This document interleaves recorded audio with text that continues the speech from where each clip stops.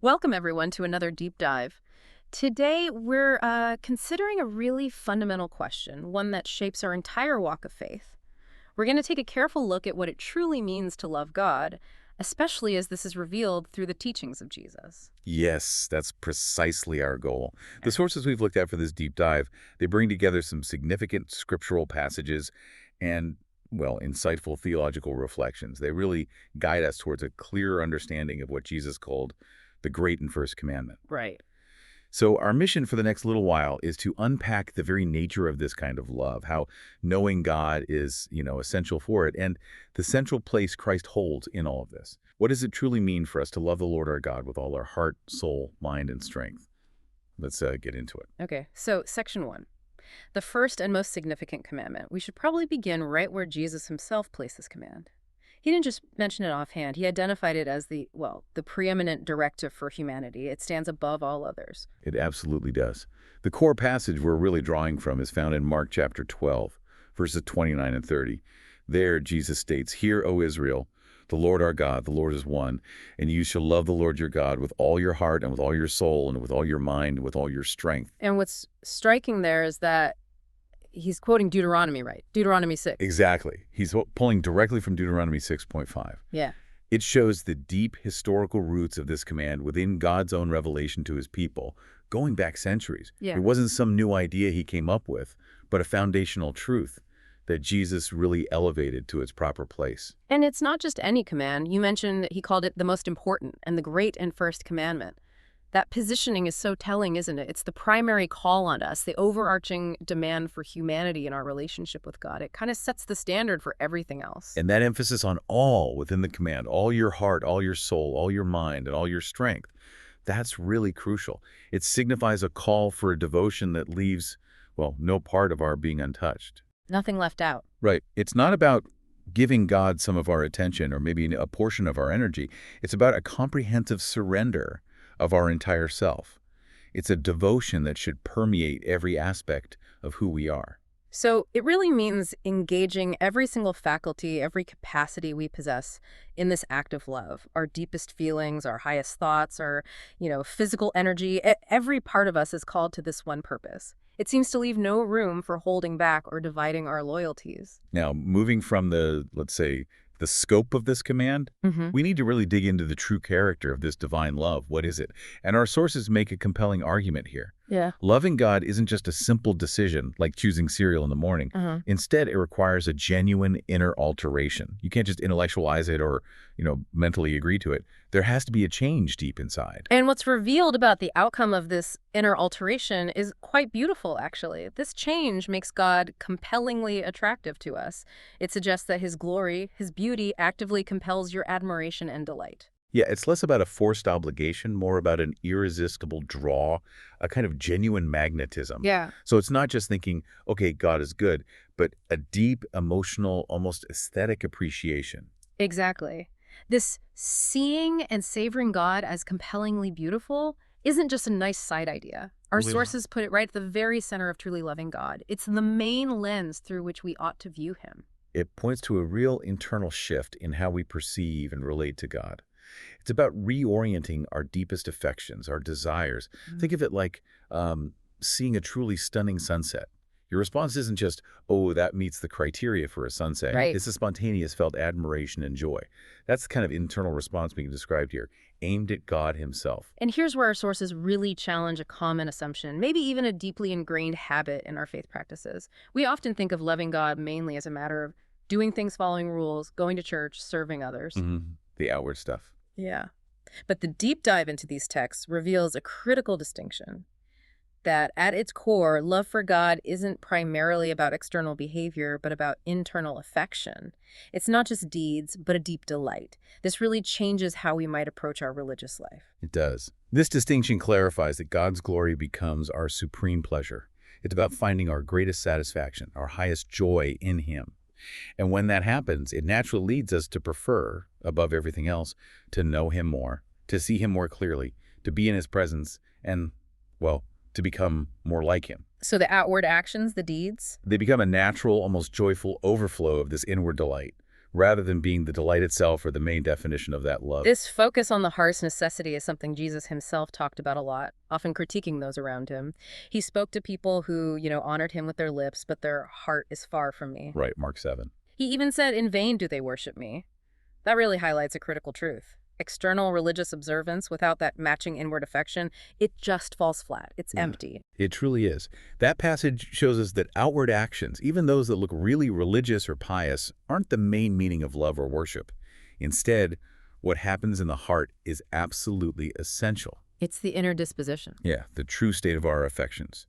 That's what validates any outer expression. A genuinely pleasing action towards God doesn't come from just a sense of duty, but from a heart that freely and genuinely admires and finds joy in Him. It's worship born out of a free, joyful admiration. This point gets driven home even more by Jesus' teaching on serving two masters. Remember Matthew 6.24. No one can serve two masters, for either he will hate the one and love the other, or he will be devoted to the one and despise the other. You cannot serve God and money. The implication there is pretty stark, isn't it? The opposite of loving God isn't just, say, indifference or neglect. It's presented with strong emotional words like hating and despising. Very strong words. Yeah. And this points to the fact that love for God is also meant to be a strong inward emotion, a fervent affection, not just an outward action or even a choice to serve. The service itself is rooted in and flows from this internal passion for God. It's not the same as that love, but a product of it. We're called to have a single, undivided affection. And this deep, heartfelt affection is also highlighted by that, poignant warning Jesus gave to an adulterous generation. He used that term for those seeking a sign, those looking for something beyond who he was. That's in Matthew 12. Yeah, and that analogy is incredibly powerful, and it's steeped in Old Testament imagery. God was often depicted as Israel's husband. You see that beautifully in places like Ezekiel 16. Right, the covenant relationship. Exactly. Then Jesus comes along and presents himself as the bridegroom, a central figure in parables like the 10 virgins in Matthew 25. Yeah. So when people demanded signs from him, it was like a spouse demanding proof or looking for thrills outside the marriage. Okay, I see. It revealed an unfaithful heart, preferring other suitors, maybe the praise of others or the comfort of money, or even just a spectacular show over genuine trust and delight in their true spouse, who is right there in front of them. So this analogy teaches us that our love for God should be like the faithfulness of a wife's love for her husband. It's not just about outward behavior or fulfilling a contract, but about heartfelt affection, admiration, and real delight. It's meant to be modeled more on the joyful exuberance we find in a book like the Song of Solomon, perhaps. You see expressions there of deep joy and spiritual elation, not the a reluctant service of a slave. It's about a deeply personal, intimate, and joyful union. Okay, so if true love for God is this rich affection and delight, this deep savoring, then a crucial question comes up. How do we even begin to cultivate that? Well, our sources are very clear on this. There's an indispensable need to truly know God.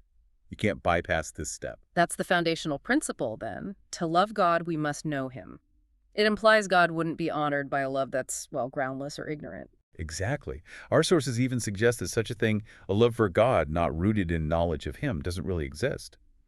If we don't know anything about God, what is there in our minds or hearts to actually spark that love? Good point. Any vague attraction or maybe an unfocused gratitude that isn't coming from a genuine knowledge of who God is, isn't truly love for God. To genuinely love God, to have that inner alteration and delight we talked about, you must know him as he's revealed in Jesus. That's a critical qualifier, isn't it? Binding the knowledge directly to the affection. We don't just love a vague idea of God. No, we love the specific revealed God of the Bible. And this knowledge isn't just knowing about his actions. It involves understanding the very attributes of God, his character. Our sources outline his revealed identity. God is the creator of everything, humans, the universe. But also the sustainer. He upholds all he made, governing its smallest details. It's a God so involved that he cares for sparrows and dresses the lilies of the field. Matthew 10 and Matthew 6 talk about this so beautifully. He's not distant. He's intimately engaged with his creation. And beyond his actions and sustaining care, his very being has specific qualities. He possesses wisdom. Luke 11 has Jesus speaking of God's wisdom, pointing to divine foresight, not just smarts, but a perfect design. Then there's his righteousness. Matthew 6.33 highlights that, a perfect moral uprightness. He possesses strength, mentioned in Matthew 22, the power to act on his will. And also his wrath. Yes, his wrath, which John 3:36 speaks of his settled opposition to evil, his holy displeasure with sin, but also his compassion, powerfully shown in the prodigal son story in Luke 15, the father's tender heart embodying God's mercy. And of course, as John 3:16 sums it up powerfully, a self-giving, pursuing affection. So these aren't just labels. They're vital aspects of who we are called to love, and they all contribute to why he is, as you said, compellingly attractive. Exactly. Loving God means loving him for who he really is in all these facets. And what's so important is that Jesus' own vision of who God is, his understanding, clearly influences everything he says and does. It's a love based on truth, not on some image we make up. We have to grapple with the God who is revealed, not just the God we might wish for. This leads us right to the central, really indispensable role of Jesus. You mentioned he's the ultimate revelation of God, and also, interestingly, a kind of litmus test for whether we truly love God. That's a powerful way to put it, a litmus test. And yes, Jesus' central aim seems utterly clear. He came into the world to make God known, that he might be truly loved. It's almost like he saw knowledge and love as, two sides of the same coin, and he himself was the key to unlocking both. Absolutely. And he says it so directly himself in John 14, doesn't he? Verses 7-9, where he tells his disciples, "Whoever has seen me has seen the Father." Think about what that means for a second. Jesus so perfectly embodies God's nature, his character, his very being, that to truly see Jesus, to really grasp who he is to see the Father. There's no going around Jesus to get to God. He is the clearest, most direct window we have into the divine. And the scope of this revelation through Jesus is just unparalleled. Our sources say he makes God known more clearly and more fully than any other revelation ever. No prophet, no writing gives us the access to understanding God that we get through him. And this progression is really important to grasp. Before Jesus came, the scriptures certainly pointed towards him, right? Jesus himself said this in John 5:39. You search the scriptures, and it is they that bear witness about me. The Old Testament foreshadowed him. Exactly. It was a preparation. But now, with Jesus' actual arrival, his life, his teachings, his death and resurrection, it is the revelation of Jesus himself that awakens love to God. It's not just a set of ideas anymore. It's a person, a living reality that stirs our affections toward God. And that key statement from Jesus in Matthew 11:27 really nails this uniqueness. No one knows the Father except the Son, and anyone to whom the Son chooses to reveal him. It makes it incredibly clear that true, saving knowledge of God isn't just mediated, but exclusively revealed through Jesus. There's no other route to genuinely know God as Father. And Jesus made God's name, which means his character and identity known to his disciples, and he continues to do that even now, as John 17:26 says. This isn't just about learning facts about God, but an intimate, personal, and always deepening revelation that transforms our relationship with him. It's like being invited into the inner life of God through the Son. So, if Jesus is the unique revealer, that brings us back to that idea of him being the litmus test for loving God. How does receiving him, or maybe rejecting him, function as this test? It's a critical point. Our sources make it clear that receiving Jesus becomes the ultimate measure of loving God and having him as our Father. If someone claims to love God, their response to Jesus, the living revelation of God, shows the truth of that claim. Jesus puts it pretty bluntly. He does. In John 8:42, if God were your Father, you would love me. There's just no separating the Father from the Son here, because the Son is the perfect embodiment of the Father's character and will. Which means that if we deny Jesus, if we reject him, it's essentially like rejecting God himself. Because Jesus is so fully God-reflecting and God-exalting that denying him means denying God. That's a sobering thought, reflected in places like Luke 10 and John 5. It is. It means it's simply not possible to claim genuine love for God while pushing Jesus away or refusing to acknowledge him. They're completely linked. And this incredible revelation of God through Jesus, it isn't just for, say, intellectual understanding or testing our loyalty. It actually fulfills an old prophecy and has a real impact on us internally, altering our hearts. Yes, it connects directly back to Deuteronomy 30, verse 6. That passage speaks of the circumcision of the heart, a promise that God would one day act inside his people, changing their hearts so that they would love him. And that's a spiritual metaphor, right? Not literal. Right. In the Old Testament, the circumcised heart symbolized an inward turning towards God, a readiness to obey and love him from the core, not just outward ritual. Jesus' coming makes this internal transformation, this divine work on the heart, truly possible. So we can't love God without Jesus revealing him. Essentially, yes. We can't truly love God apart from the revelation of Jesus because he is the one who enables this change in our hearts. He enables us to truly know God, and in knowing him through Christ, we start to see him as compellingly beautiful. Hmm. It's a work of the Spirit, made possible by Jesus, that moves us from being spiritually unresponsive to having heartfelt affection. Okay, so we've established this love is an inward affection, a delight, rooted in knowing God through Jesus. Now, let's circle back to the comprehensive nature of the command. What does it really mean when Jesus says, love God with all these aspects, heart, soul, mind, and strength? It feels like more than just a list. It is. Our sources break it down, explaining it means every faculty and every capacity of our being should express the fullness of our affection for God, the fullness of all the ways that we treasure him. So let's look at each one. Heart. We often think emotion, but it's more the core of who you are, your desires, your will, the center of your inner world. The command center. Yeah, kind of. It includes thoughts, too, as Luke 1 suggests. It's seen as the primary source from which this love flows, where genuine affection starts. Then soul. What about that? Soul refers more to our life as a whole, our complete personhood. Sometimes it's even set apart from the body, like in Matthew 10, where Jesus talks about God destroying both body and soul. So this isn't just one aspect, it's our entire being, our very existence called to love God, a total life devotion. Okay. And mind. That seems clearer. Mind highlights our thinking capacity, our intellect. Our thoughts, our reasoning, our understanding all need to be directed in loving God. Yeah. This isn't about blind faith, but a faith that engages our intellect, allowing us to understand his character, his ways, and to do that with delight. Or to know him intellectually too, appreciating his wisdom. And finally, strength. Strength refers to our capacity to make vigorous efforts, both physically and mentally. Think of the woman reaching out in Mark 5, or Jesus telling disciples to be alert in Luke 21. Our actions, our energy, our endurance, our resilience, all are meant to be expressions of this comprehensive love, putting our whole self into actively honoring God. So the unified aim of bringing all these together, heart, soul, mind, strength, is what? It's treasuring God above all else. Loving God in its most essential form is treasuring God, not just valuing him, but holding him as our most precious possession, our ultimate satisfaction. That's the core definition. And this treasuring has to be comprehensive, touching every part of us. Every faculty and every capacity treasures God above all things, an all-consuming devotion. And here's a really critical nuance, one that challenges how we often live.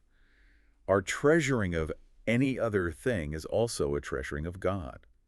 This means we can't treasure anything else in God's place or even alongside him in a way that competes. What does that look like practically? Well, if one of our human capacities, say our intellect finds joy in learning or our body finds pleasure in activity, if that pleasure isn't also a delight in God, maybe because it leads us away from him or is enjoyed completely separate from him, Yeah.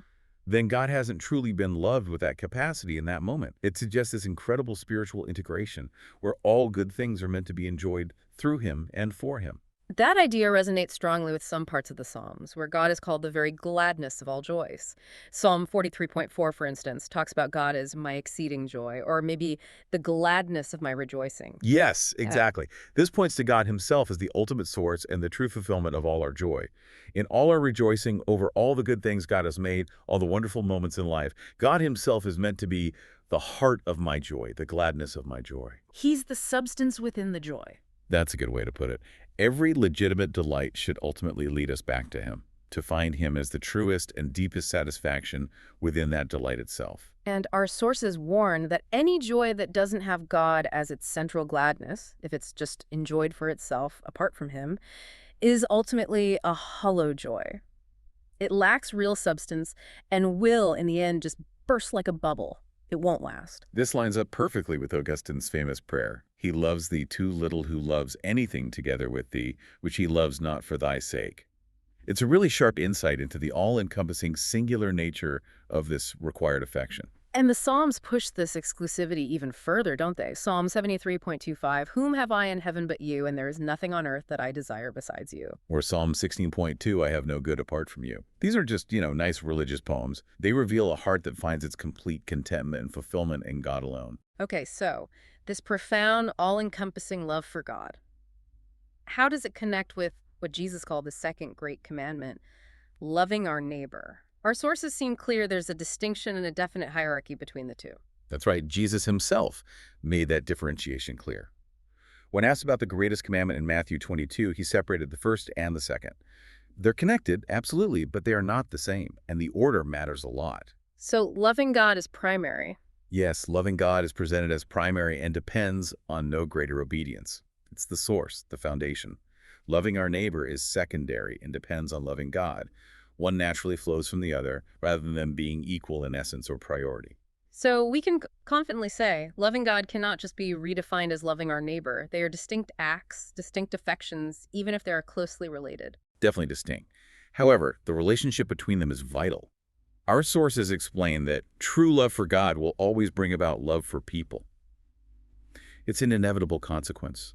The behaviors of love towards others, kindness, justice, mercy, are seen as the overflow or fruit of loving God, not the essential meaning of loving God itself. Like water spilling over from a full cup. Exactly. If your glass is full and overflowing, it's because the source is abundant. Similarly, our acts of love toward others should be a tangible sign of an internal, God-centered love that has nowhere else to go but outward. The external acts is a compelling result of the internal reality of treasuring God. Jesus himself gave a strong example of this, showing the practical side. He criticized the Pharisees, remember in Luke 11? They were meticulous about tithing tiny herbs. Down to the mint to rue. Right, but they neglected true justice and, crucially, the love of God. He wasn't saying don't tithe, but he stressed that both should be done, yet the love of God is foundational. It gives meaning and authenticity to the outward acts. Without that deep affection for God, even seemingly righteous acts become hollow, maybe even self-serving. They had the behavior, perhaps, but without the heart for God, their actions lacked real integrity. Okay, finally, as we wrap up this deep dive, we need to touch on a warning. A pretty solemn warning from Jesus himself, a prophecy about the future. Yes, it's important we heed this. He warned that in the last days, Matthew 24:12, because lawlessness is increased, most people's love will grow cold. That's a significant and frankly sobering caution for us today, isn't it? It's not just a prediction about them back then. It implies that genuine, heartfelt love for God isn't automatic or permanent. It needs tending. It can actually diminish. And the principle for maintaining and even increasing our love for God is straightforward, though applying it takes effort. We will love him to the degree that we know him. Knowledge fuels affection. It's by understanding more of his character, his goodness, his ways, that our hearts are stirred to greater delight. Like any relationship, really. In a way, yes. Just Yeah. as you grow to love a person more by spending time with them and truly getting to know them, so it is with God. And the pathway to that deeper knowledge, the solution, seems singular according to our sources. Only Jesus can make him known in truth and fullness. Back to Matthew 11:27. He is the exclusive way to that kind of deep, personal, transforming knowledge of God. No shortcuts. Exactly. No other method reveals God with such clarity and, well, compelling attractiveness. Therefore, the call to us is clear. We must continually look steadily at Jesus and pray that he would reveal God as compellingly beautiful. It's an ongoing thing. It has to be. A continuous pursuit, an active engagement with the one who reveals God most fully. It means spending time in his words, reflecting on his life and work, and asking the Spirit to open our eyes to see the Father in him. It's an ongoing gaze, a constant turning of our attention and affection towards him. And we should remember that core truth that anchors all of this. Whoever has seen me has seen the Father, as Jesus declared in John 14:9. That truth should really compel us, not just to understand these ideas, but to keep our gaze fixed on him, the source of all true delight, the one who makes God truly known and truly loved. Wow, that really has been a rich deep dive. We've uncovered that loving God is this comprehensive inward affection and delight, a supreme treasuring of him with our entire being. And it's absolutely rooted in knowing him and made possible, revealed in its fullness, only through Jesus Christ. Indeed. Maybe something for you to consider as you go about your day. If our love for God is truly expressed in treasuring him above all else, where might you identify a place in your life, maybe a specific joy or pleasure in a good thing that might not currently be an expression of your delight in God? How might you pursue God as the central gladness of that specific joy, so that even that good thing becomes a pathway back to him? That's a powerful thought to carry with us. Until next time, may you continually gaze upon the Lord, the true source of all lasting gladness.